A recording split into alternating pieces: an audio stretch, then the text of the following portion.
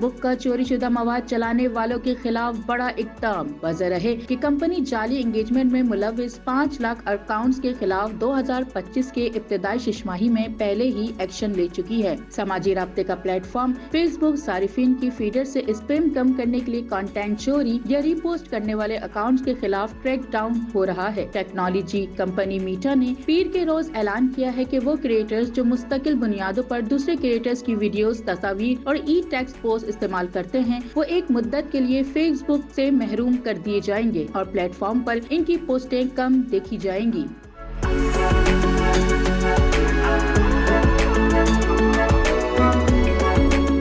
Company ने अपने blog post में इस मुतालिक बताया है कि अक्सर ऐसा होता है कि एक ही मीम या वीडियो बार बार सामने आती है। बाज़ औक़ात ऐसे अकाउंट्स की तरफ से जो बज़ाहिर इनको बनाने का दावा करते हैं और बाज़ औक़ात दीगर स्पैम अकाउंट से ये अमल सबके तजर्बे को खराब करता है। नए क्रिएटर के लिए मुश्किलात खड़ी हो जाती हैं। जब फेसबुक के सिस्टम वीडियोस की नकुल की निशानदही करेंगे तो प्लेटफॉर्म हकीकी क्रिएटर के व्यूज को बचाने के लिए नकुल के फैलाव को रोक देंगे।